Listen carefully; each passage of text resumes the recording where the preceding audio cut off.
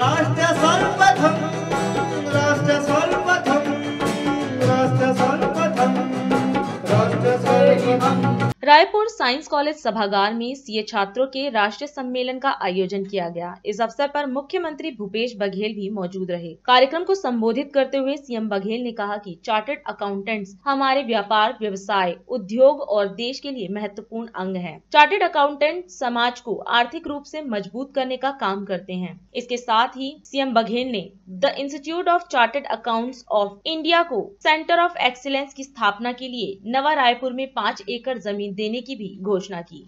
देश भर से आए हुए सभी अतिथिगण, सभी हमारे जो सीए के छात्र हैं, छात्रा हैं, सबका मैं स्वागत करता हूँ, अभिनंदन करता हूँ। जब हम लोग कॉलेज में थे तब गिने चुने चार्टर्ड अकाउंटेंट शहर में हम लोगों को देखने मिलता था, लेकिन जैसे जैसे व्यापार, व्यवसाय, उद्योग बढ़ा, इनकी आवश्यकता बढ़ी और जिस प्रकार से रंजीत जी ने बताया कि अब 8.5 लाख हमारे सीए पूरे हिंदुस्तान में है, 1,500 बच्चे हमारे सब सामने हैं।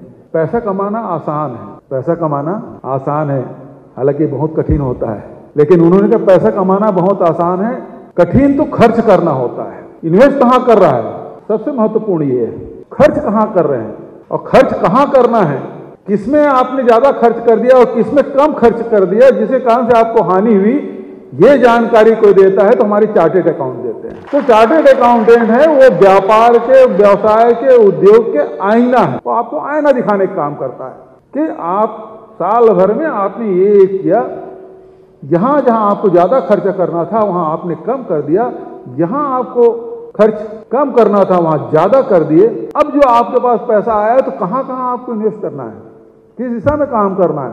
तो ये न केवल व्यापारी को, व्यवसायी को, उद्योगपति को, बल्कि सरकार को भी ये बताते हैं कि हमारे पास जो धन आ रहा है उसको किस प्रकार से और आगे बढ़ाना है, उसमें कहाँ कहाँ स्कोप है, ये बताने का काम करता है। तो बहुत महत्वपूर्ण अंग है देश के, समाज के। सैलरी लेने के लिए चार्टर्ड अकाउंटेंट नहीं बने हैं, बल्कि समाज को आर्थिक रूप से मजबूत बनाने के लिए आप चार्टर्ड अकाउंटेंट बने हैं। ये महत्वपूर्ण अंग है समाज का। और देश में जिस प्रकार से प्रगति हो रही है उसमें बड़ा योगदान आपका है। महत्वपूर्ण बात यह है कि कोई भी क्षेत्र हो उसके लिए वातावरण बनाना, चाहे आप स्कूल कॉलेज में हैं, यदि पढ़ाई का वातावरण उस कैंपस में नहीं हुआ तो वह कैंपस बहुत जल्दी खाली हो जाएगा या उसके बारे में, उस कैंपस के बारे में बहुत अच्छी अवधारणा नहीं रहेगी। घर में यदि पढ़ाई का वातावरण नहीं रहेगा तो कितना भी कुशाग्र बुद्धि का बच्चा हो वो अपनी क्षमता के हिसाब से प्रदर्शन नहीं कर पाएगा। इसलिए चाहे घर में हो चाहे कैंपस में वातावरण देने का आवश्यकता है। सवाल इस बात का है कि हम वातावरण किस प्रकार से दे रहे हैं। तो हर वर्ग, हर क्षेत्र में हमको वातावरण देने के, औद्योगिक क्षेत्र में, व्यवसाय के क्षेत्र में। रवि कॉलोनी ने जो बात कही कि होलसेल कॉरिडोर 1,000 एकड़ का पूरे छत्तीसगढ़ में पहली बार हो रहा है, देश में सबसे बड़ा है और मैं समझता हूँ एशिया का सबसे बड़ा होलसेल कॉरिडोर कहीं बन रहा है तो छत्तीसगढ़ में हमारा बन रहा है। जब 1,000 एकड़ में जब होलसेल कॉरिडोर हमारा खुलेगा तो निश्चित रूप से चार्टर्ड अकाउंटेंट की जरूरत और पड़ेगी। और जब पड़ेगी तो जो आपने मांग की, रवि गौलानी ने मांग की, उसके बाद तो गर्ग साहब और रंजीत साहब और पूर्व वक्ताओं ने सब ने एक स्वर से कहा कि हमको जमीन चाहिए।